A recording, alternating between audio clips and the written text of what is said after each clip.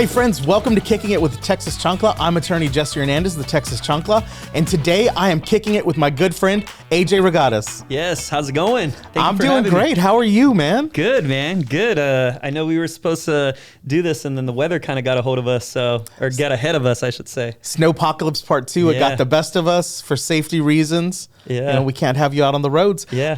AJ, for those who don't know you, tell the viewers at home who you are. Yes, my name is Aj Reygadas. I am the owner of First Choice Realty in the real estate industry. Been in it now for going on 12 and a half years and loving it, man. 12 and a half years. How did you first get into this? Oh, man. When I got into real estate, I remember I was with my kid's mom at the time, and we went to this big house party that her best friend's parents were throwing. And I remember walking into this mansion, and till this day, when I'm in large crowds, I get overwhelmed to where I get anxiety. So I'll step out. And sure enough, we're at this party, and I stepped out, and the owner, which was her best friend's dad or stepdad, the owner steps out. He's smoking a cigar. So of course, me being the nosy person I am, I'm like, what do you do? You know? And he was just like, oh, I'm in real estate. And I was like, okay. He's like, yeah, I'm the biggest property manager in town. I manage over 1,000 properties. And I was just like, wow, okay. And I was like, well, I don't know anything about property management, but I want to get in real estate one day. And so sure enough, for about 2 years, I sat on that knowing, or just having this curiosity of getting into real estate and selling real estate, but never had a job, never had a sales job before, never been self-employed. You know, I didn't even know what the job title of selling real estate really meant, you know? And so I just knew I wanted to try it out. But I think at that time I was 24, 25. And I was making $26 an hour working Monday through Friday, 8 to 5 with the baby on the way. So I was just like, man, I don't want to leave this to join a 1099 type of job where I don't even know if I'm going to be good at it. And sure enough, in 2010, the part of the recession, you know, I worked for a subprime auto finance company, and we took a hit, and the company folded, and they gave me my severance, and that's what I used to actually get into real estate and pay for schooling. And yeah, man, it worked out. I think by month 6 is when I ran out of severance, and by that point, I was already selling at least one house a month. How'd you get started? Who did you go work for? What was it that you were? Man, Sell Smart Real Estate was the first brokerage I went to. They're still around too. Good guys, man. I'll never forget.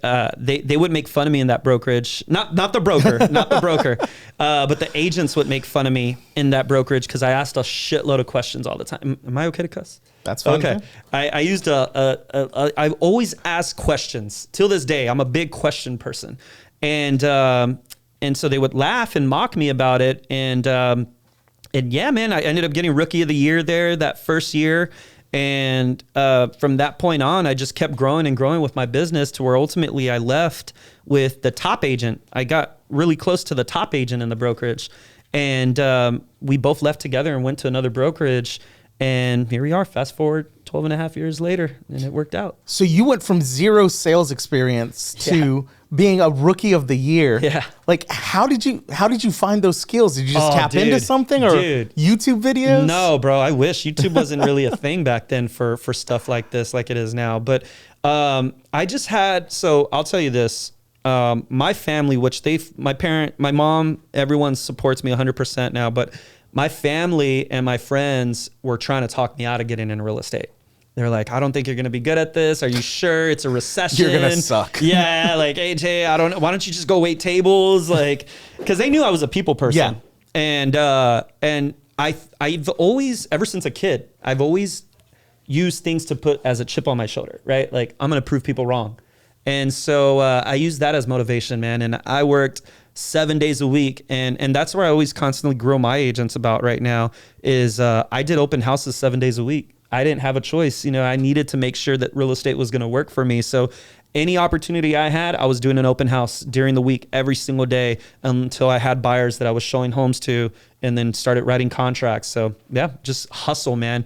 Little things like I have this story where at that first brokerage that I was at, it was our broker's birthday, and he had a happy hour at Hooters. And I was, again, fresh, new agent. So I had just got my stack of cards, and I remember feeling really excited about that had stack of professional business cards. So I remember going to the restroom at Hooters. I left a stack of cards on the counter at the sink, right? Fast forward 2 months, I get this call, right? random call. And he's like, yeah, this is going to sound really weird, but I got your business card in the restroom at Hooters a couple months ago. And I was just like, okay. And long story short, man, he ended up becoming one of my biggest investor clients that bought and sold a bunch of properties with me. So that's absolutely awesome. Just always try to think outside the box. So yeah. Very cool. So you jumped from that first brokerage to a second. Yeah. How many brokerages have you worked at before? 3 brokerages. So I was at SellSmart Real Estate, Powers Real Estate, and then KW. And then from KW, that's when I opened a First Choice Realty. So. And what was it that made you just say, I'm ready? Like, oh shit, here we go. So, I had no intentions ever on opening a brokerage. So in 2020, the beginning of 2020, I always set my goals every year going into the fourth quarter for the following year. And I set my personal goals and my business goals. And so for 2020, part of my business goal was I wanted to start a coaching program for realtors. I was already doing my seminars that I do, and I had a big following of agents from different brokerages that would show up to my seminars. And I just really found a passion of educating, and throughout trial and error and all the things that worked for me didn't work for me. And so starting 2020, I was like, okay, I'm going to start a coaching program for realtors and scale my business, right? And so January 1st comes around. I had a team of 5 agents. So I carried a team of agents of 5 for 7.5 years, and had a team of 5 agents. Well, January 1st, one of my agents commits suicide. Oh, wow. Yeah, and I had found her. I was the one that found her. And so that took a really big hit on my life. I feel like 2020, just like for anybody, we all experienced a really challenging year, but I feel like 2020 was where I feel like my leadership was really tested, my leadership skills. And that's not something that we train for, that we're taught of how to deal with a death, of someone so close to you in business, when all we're taught is how to train them, how to sell real estate. And now it's like, how do I handle this situation? So January 1st, one of my agents commits suicide. And then fast forward March, we had 14 deals in escrow, and then COVID hit San Antonio, right? That first case.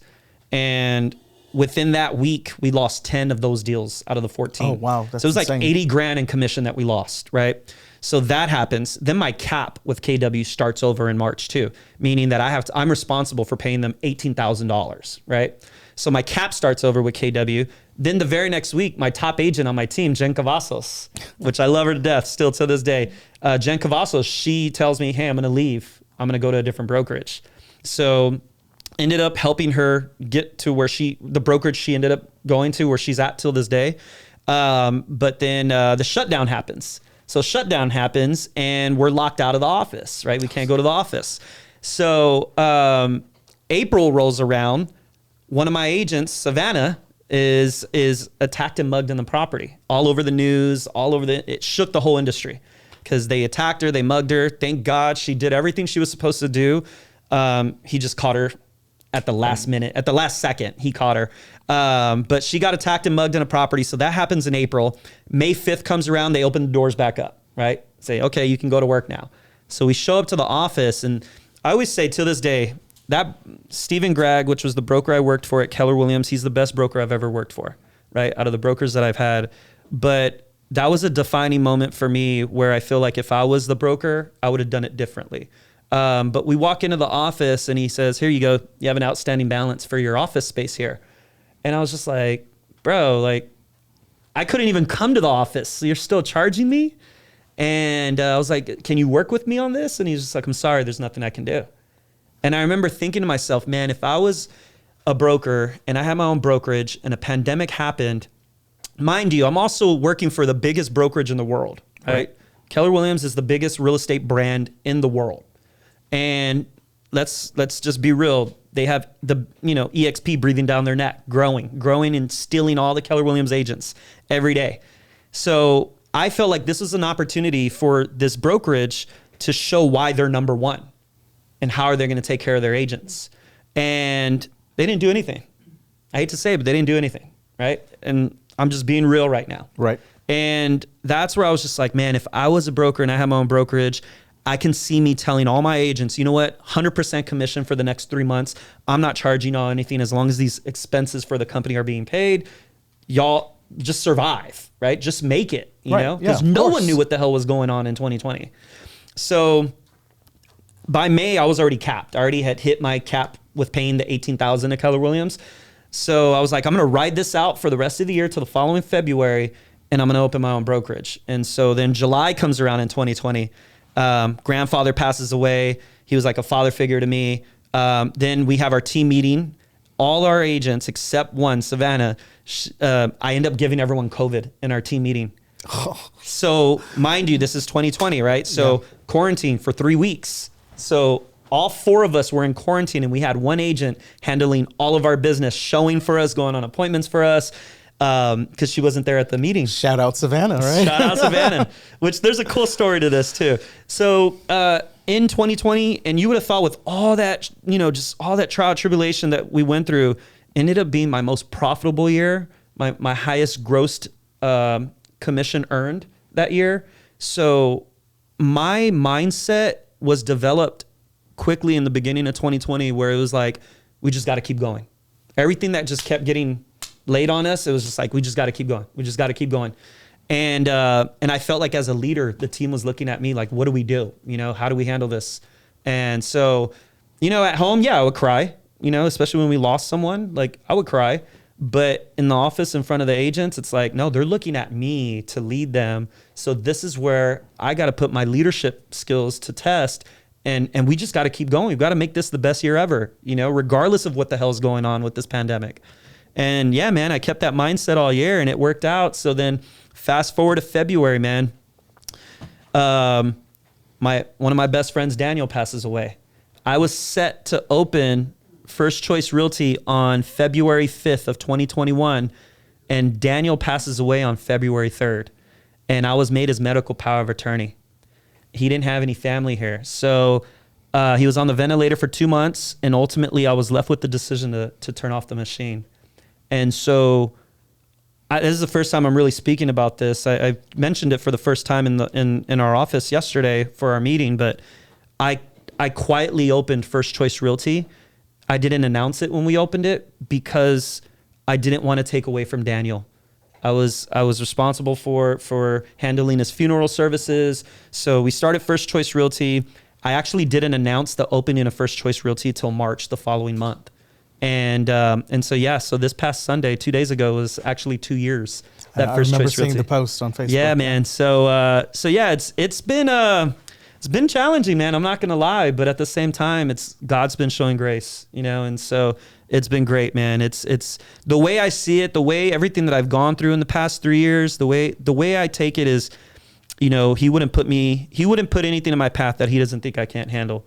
And honestly, man, I've held on to that. So that's amazing. And that is a lot of trauma to go through in such a short amount of time. Yeah. But you know, trauma has an ability to do 2 things to us. It can either dull us or it can sharpen us. Yeah. And it seems like it's definitely sharpened you, brother. Yeah, man. I mean, I think about that pretty frequently. You know, it's like, man, I can handle this. Whenever shit hits the fan on something, I'm like, I can handle this. I've dealt with worse, or I've had, you know, heavier things on my plate. So yeah, man, I don't want to say I'm invincible by any means. I don't want to say I'm bulletproof by any means, right? But I do tend to hold on to, I can get through this. And that's kind of what motivates me and pushes me, to be honest. So I like that. You know, I've known you for a few years now, and there's 2 things that I really respect and admire about you. One is your dedication to basically educational marketing. You're out there, you're educating folks, you're educating agents on how to get better. You're educating the public on how to be smart about purchasing their homes. And just doing that by giving away that value, folks naturally come to you because like, hey, this is an expert in our industry. Agents want to work with you. People want to hire you. Absolutely brilliant. I love that. But the other thing, and the thing I think I admire you even more for, is your leadership ability. I see it often kind of framed as servant leadership. Will you talk a little bit about your leadership mentality and what leadership means to you? Yeah, definitely, man. So I was inspired about a good 9 years ago. I'll never forget, man, the #1 agent in San Antonio, Dayton Schrader, I was going through a period of my life where I was on the brink of, I was engaged to my kid's mom, and I was on the brink of losing that engagement, losing my relationship, right, as a fiance. Because at that time, I was a completely different person. I didn't have any leadership skills, nothing, right? I was just all about ego. It was all about my ego, about the awards I was winning, about how many homes I was selling every month. And that's all that mattered to me, the money, all of it. And I'll never forget, man, Dayton Schrader calls me up one Saturday morning and spends 2 hours on the phone with me. We barely knew each other. And he spends 2 hours on the phone with me just dissecting my business, right? Asking me questions.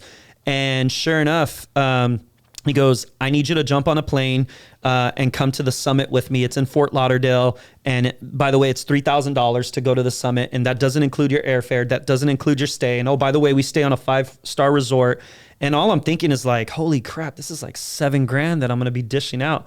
I was like, but if Dayton Schrader says I should do this, I'm going to do it, right? He was looked at as the top one, you know? And so I was like, okay, well, when is it? He's like, it's in 2 days. And I'm like, oh shit. And so sure enough, I went, and honestly, man, that changed my life. That changed my life in business, but as a whole, as a person, because all I kept thinking about was, this guy didn't have to do that. He didn't have to, you know, spend 2 hours on the phone with me on a weekend just to try to see how he can help me out. And so I got in this coaching program that he was in, and it was $3,000 a month. It was a lot of money, but they're all about holding you accountable. That's where I created, identified, and grew my leadership skills, was through this coaching program. And sure enough, man, everything that I learned that started working for me in my business, I went from transactional to relationship based. And so as I got a hold of my relationship based business, I started teaching classes to real estate agents, and I found a passion out of that. Yeah, I have nothing monetarily to gain from this other than I feel really good right now knowing that I shared an idea with you, and it worked for you. You called me up, and we're in different brokerages, and you called me up and said, hey, AJ, I tried what you told me on that class and it worked. Thank you so much. I found a sense of like reward out of that. So then I continued to do my classes, and they just grew and grew and grew to where, man, I was doing them at different mortgage companies, getting 80 to 100 agents from different brokerages to show up. And it turned out to be a blessing in disguise, man, because I had no real intention behind it, other than I just wanted to do it, right? I wanted to do it. I felt good, especially when I got feedback. And then who would have thought, once I started the brokerage, that now all of those agents remembered that, and they're like, well, shit, I want to go work for you. And yeah, man, actually, after we're done with this, I'm flying out to Vegas tonight to go teach a class in Vegas tomorrow. That's so for real estate agents over there. So yeah. So who's going to be attending that? What agents from where? Yeah, different agents from different brokerages out of, I believe there were I was on the phone with the lady that's running it, and she said it's going to be a lot of KW agents. And so, yeah, just agents from Vegas that I'm going to be standing in front of and doing it in front of. So I'm excited about it. Very nice. Yeah. And so that's happened in a seemingly a short amount of time. Yeah. Yeah. How big is your brokerage now? Oh man. So when I opened the brokerage in March of 2021, officially opened the brokerage in March of 2021, it was just me, Moses, and Haley, right? And now, as of yesterday, we're at 75 agents. Jeez. And so with, you know, the big prideful takeaway from this too, man, is that I don't call on agents. I don't call on agents saying, hey, you want to come join me? Or I don't call agents. I don't post on social media saying, hey, we're hiring agents. Is anyone looking to make a move? I don't do shit like that. Like, everything that I do is organic. It's the same way that I grew my personal business with selling real estate, how I grew my clientele. And so it's the same way that I've grown the brokerage, which is organic. And honestly, man, my little secret is that, which is what Jack Hawthorne from Keller Williams, he came in because they wanted us to merge with them. And he came in and he said, I know exactly what you're doing on how you're growing your brokerage and how you recruit. And I was like, well, I don't recruit. And he was like, I know. He's like, you love on your agents though. He's like, you love on your agents and you put that on display and it shows other agents in the industry. Well, shit, I'm not getting that where I'm at. So I want a piece of that. And he's exactly right. That's exactly what I do. I love on my people. I don't take lunch appointments with agents unless they're with me. You know, if it's an agent that wants to meet with me about joining, they can come to the office. But if I go on a lunch appointment, it's with one of my agents. We're celebrating a closing, or we're celebrating their annual, you know, how long they've been with me or whatever it may be. But those are the only lunch appointments I'll take, is with my people. So when it comes to having a team of 75 people, that's a lot of personalities. That's a lot of individuals. How do you manage that? How do you deal with that? Oh man, it's definitely a constant thing of working on finding balance, right?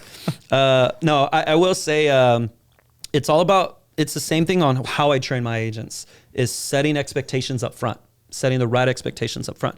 Man, we could be at 150 agents right now if I wanted it to be, but there's been plenty of agents that I've met with that I just felt wasn't a good fit for us.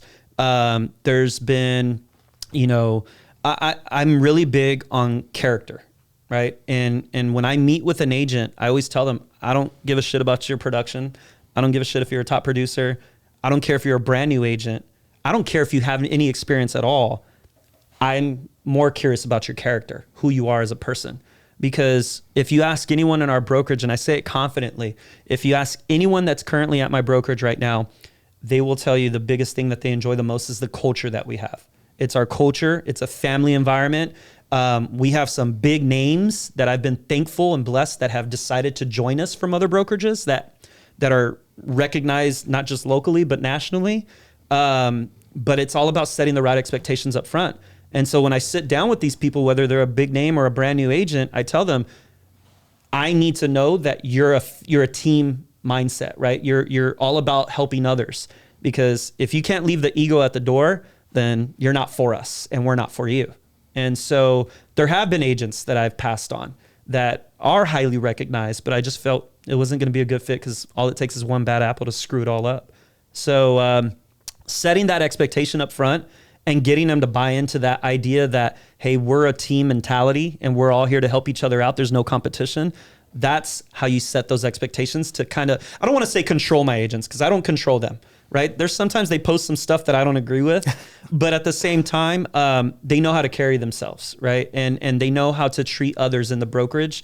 And thankfully, we just have an amazing environment in our brokerage right now that I'm really excited about. So yeah, it's just being more so starting from the top and setting the right expectations. So awesome. I think one of the most important parts of being a leader, especially a leader of an organization that you own, is that when people come to join you, they're great because we pick great people to work with, but we have a duty to help them reach that potential that maybe they haven't gotten to yet. Yeah. What are some of the things that you do in your organization to help push your agents to reach those levels that you know they're capable of, that maybe they don't realize they're capable of? Good question, man. So I'll say this. So first off, with I should say my top agents, right? I have a leadership group, and it's compiled of my top agents, right? And so every other week we meet, or we try to meet every other week. These agents are busy, but every other week we try to meet with my top agents, and it's just them, right? No newbies. I want to meet with my leaders. I want to meet with my top producers, and then we mastermind. So I get them in front of each other, and we all mastermind, right? And then I work on, well, what do you need help with? How can I help you and your business grow, right? And it just really depends, man. But I think that because of the buy-in that I get from them, like I'll even say this, every decision that I make for the brokerage, it's not just my decision. It's voted on, and it's voted on from my leadership. So if I propose a new idea and I say, hey guys, I'm thinking of rolling this out, what do y'all think? We vote on it. And based off of how that vote majority rules, that's how I make my decision. So I do that for two reasons. I do that so that they feel like they have a buy-in, right? They have a voice, but at the same time, I do it to minimize my mistakes too. Right. So it minimizes my mistakes, and maybe it's also helps me to where I'm not looked at by the newer agents as like this guy that's on this high horse, you know?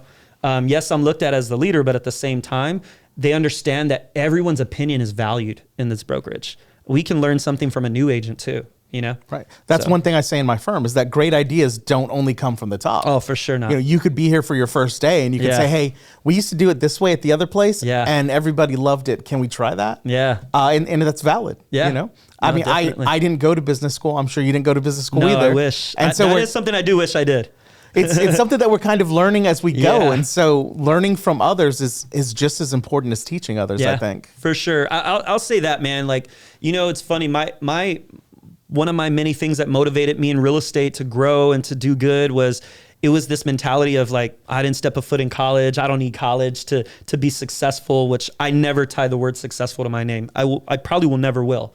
But it was that motivation of, I don't need a degree to make it, because growing up, what was told to us by our family and by our peers and our teachers, oh, if you don't go to college, you're considered a failure.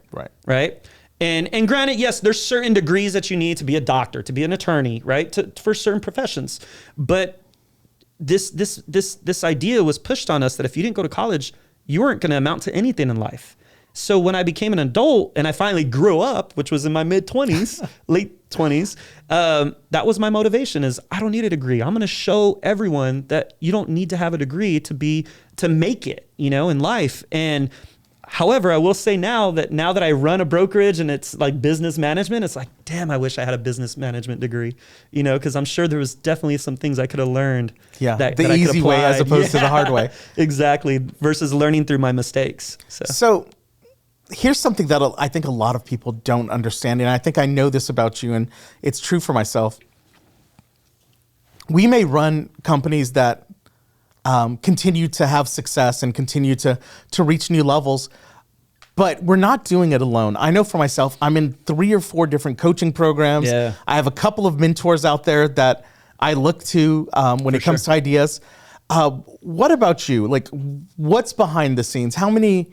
Do you have like a life coach? Do you have a professional coach? Like what kind of aid are you using? Yeah, man. So I'll tell you this, when my shift on my mindset really, changed and shifted, I would say probably about 6-7 years ago, I started getting more intentional with who I decided to surround myself with. Right.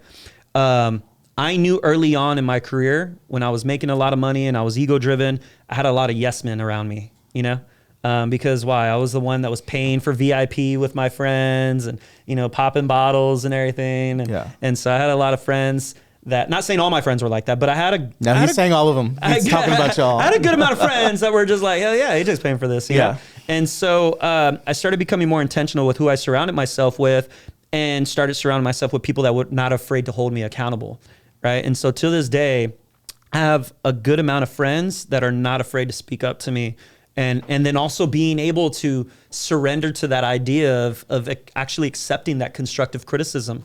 I have friends that will tell me, bro, you're fucking up right now, and I appreciate that. I listen to that. I don't not acknowledge it. I listen to that. But yeah, no. So thankfully, I have a therapist, man.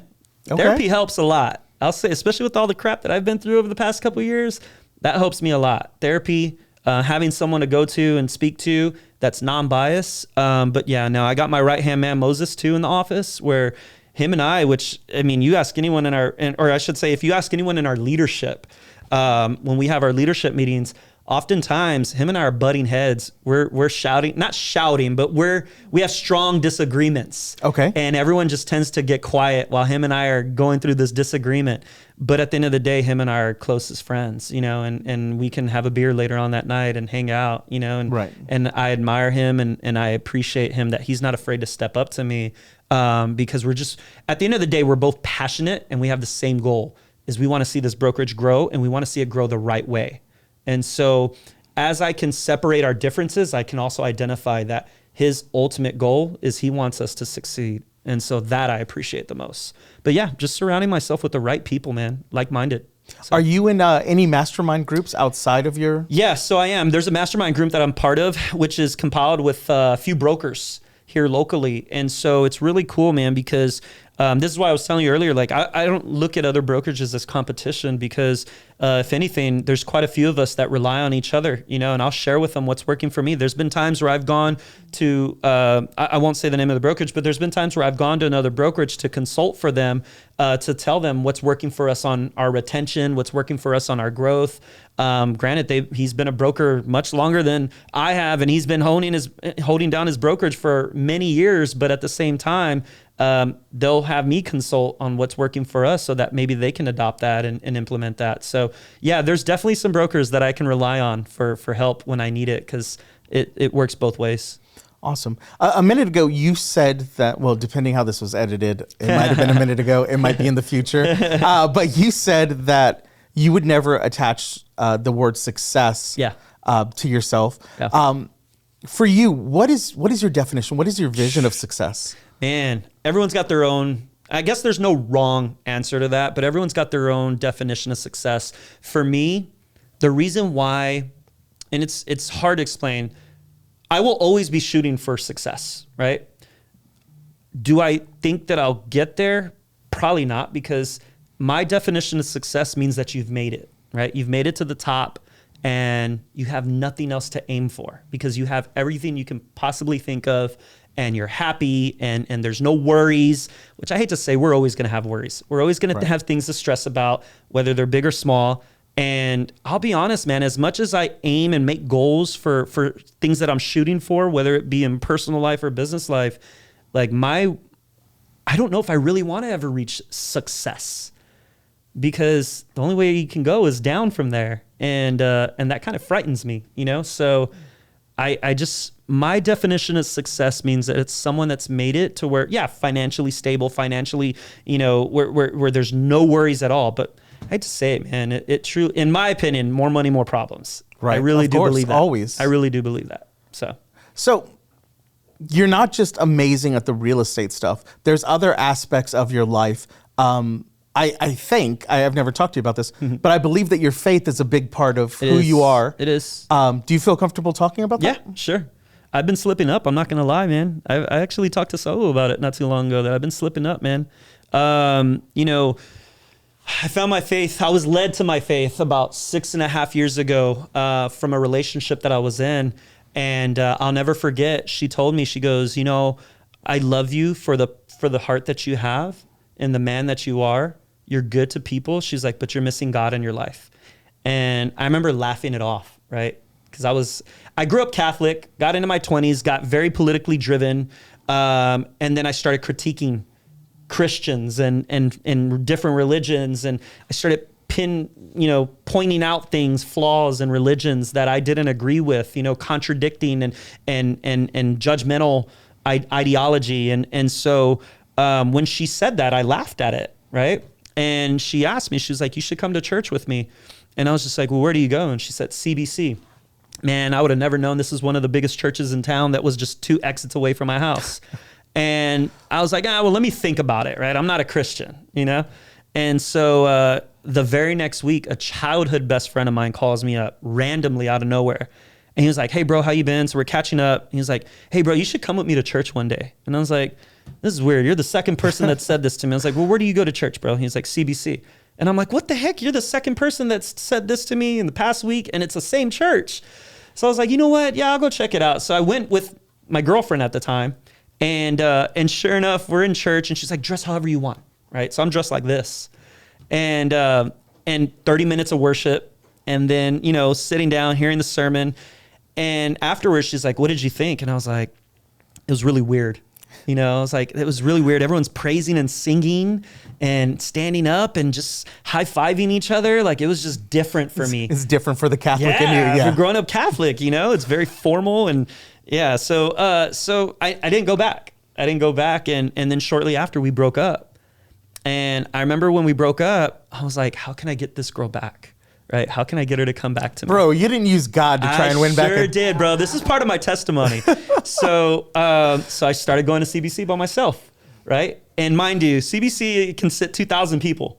So I show up to church one day and I'm looking around. Does she hear? Does she see me? Does she see me? And didn't see her, right? For 3 weeks, I did that, hoping that she would see me. And one day at church, it was during worship, they were playing the song Oceans by Hillsong United. Mm-hmm. And sure enough, I started bawling, right? I'm listening to the lyrics and I just start feeling in the moment, right? And I just start crying, which one thing about me, man, I've always bottled my emotions. Like, that's since childhood. I've always bottled my emotions. It's always been a challenge and a problem for me. And I'm bawling like a baby during the song, right? So I leave church and all I remember feeling is like this big weight was lifted off my shoulder, right? I felt great. Went back the next week, right? And I started bawling again during the sermon this time. And I really connected with the sermon. So I went back a third week, cried again. And I'm just like, I remember calling another childhood friend of mine who's a lead pastor at another church. And I was like, bro, I don't know what's going on with me right now, but but I keep crying in church and I can't control it. And I don't know, but I feel good. And I don't know what's going on. And he's just like, bro, it's the Holy Ghost. Just embrace it. He was like, I would love for you to come to my church, but if that's what's working for you, keep going and just spread the word of God. And so sure enough, I became that person. I started calling up friends and family. Y'all want to come to church with me? You should come check it out. And yeah, man. And I really found, so what started off was for someone else ended up turning into for myself. And yeah, man, it's done some amazing things for me. And now, a lot of my decisions, I would say almost all my decisions that are made is made with the conscience of knowing that he's watching me. And so yeah, it's held me accountable. Do you feel like it's made you a happier, more For conscientious sure, man. person? For sure. Because like I said, when I found my faith, my ego went out the door. Now, and granted, we all face ego challenges, right? But I feel so much more free now versus being this person that I felt like I wasn't, I'll never forget when I posted my testimony about almost 5 years ago. Man, I remember I was going through an experience where I had all these women that were DMing me, right? Saying It's like... a horrible experience. Horrible. But I had women DMing me saying like, oh my God, I wish my husband was the father that you are to your kids. Or I wish my fiance or my boyfriend was half the man that you are. And hearing that first time, second time, yeah, I'm not gonna lie, it felt good, right? But then I kept hearing it and it started to feel ugly. I don't know why, but it started to feel like, because all I kept thinking is like, you don't even know who I am. Like you don't know who I used to be. You don't know what I've gone through. Like you just see what I post, which I'm not saying I post fake stuff, but we've never even met. Right. And you're telling me you wish your husband was like me, And so I'll never forget the sermon after that when I had this kind of like awakening, right? There was a sermon that Pastor Ed said, he goes, oftentimes most of the time, people will post about their highlights in their life on social media. He's like, but how often do you see them post about the bad times? How often do you see them not be afraid of humility and make themselves vulnerable? And man, that message really resonated with me because I was just like, that's so true. All these people are sending me these messages and they don't know who I am. They didn't know who I used to be. They didn't know that I used to be a drug dealer when I was 20 years old and that I used to be addicted to drugs and I would go and donate plasma just so I can get $20 to buy some ecstasy, to break it up and snort it. Now you're making me feel like I wasted this interview. We could have gone through the drugs, man. Yeah, man. So I was a completely different person, man. And so when I posted my testimony, I talked about all of that. I talked about my drug addiction when I was younger. I talked about how at one point in my life I was homeless and my mom didn't even know that, where I was afraid to tell my mom, like I'm failing at life,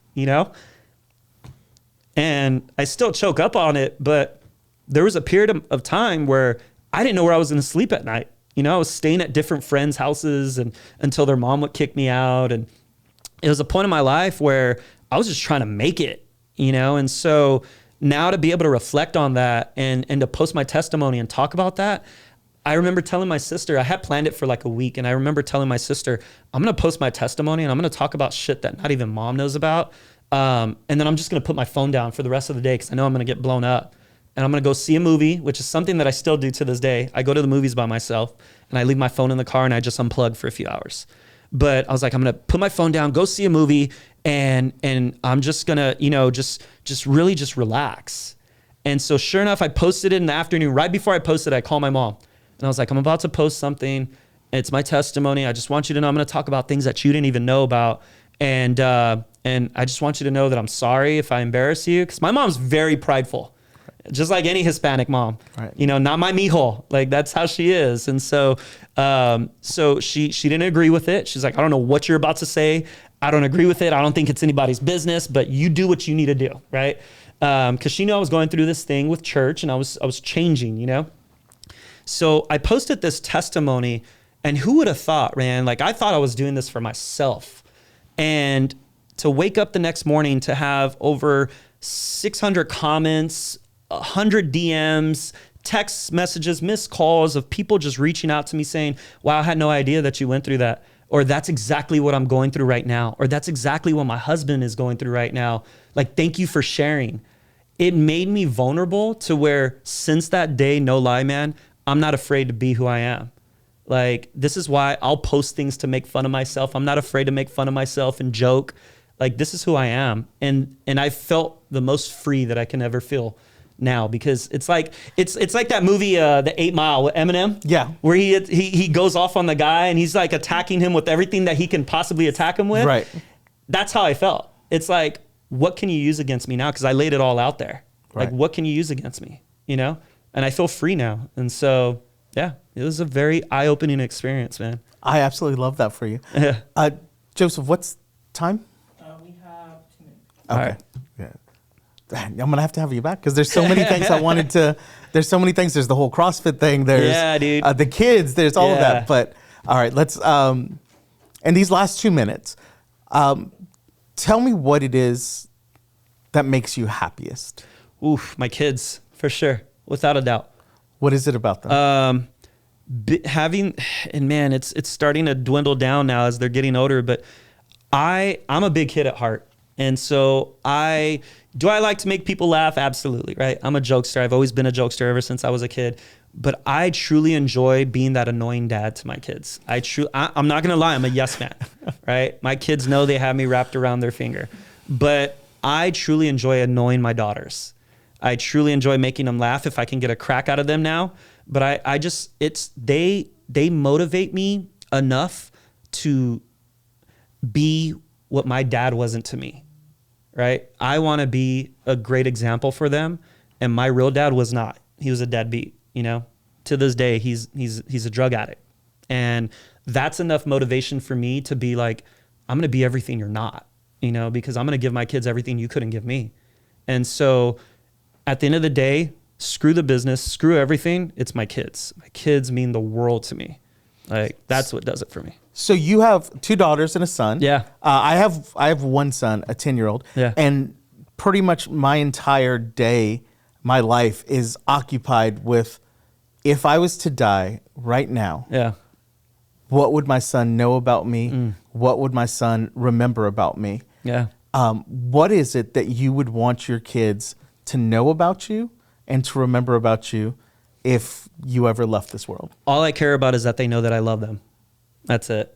That's all I care about. And, you know, I think I want to know that they're set for the rest of their life, right? I'm creating a legacy. And that's my goal. If you ask what my ultimate goal is, it's not to be successful. It's to create a legacy, which maybe success does tie into that. But it's to create a legacy so that not just my kids, but their kids and, you know, so on. And breaking that chain, man. You know, like my mom, my dad didn't graduate college, you know, I mean, didn't graduate high school. I'm sorry. They didn't graduate high school. And so it's breaking that chain of getting myself to a level to where I can set everyone else up for the rest of their life. And that's all that matters to me. So I love that. I mean, through everything you've said, whether we were talking about your leadership at your brokerage, whether we're talking about your faith, whether we're talking about your children, the theme that comes through is you're putting others first. yeah.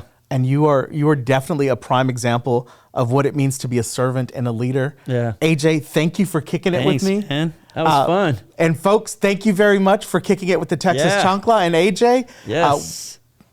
What was I supposed to say? Just New episodes every Wednesday, guys. tune in because we have new episodes every Wednesday. If you like what you saw, subscribe, leave a comment down below. AJ will personally get back to you. Yeah. Have a good one.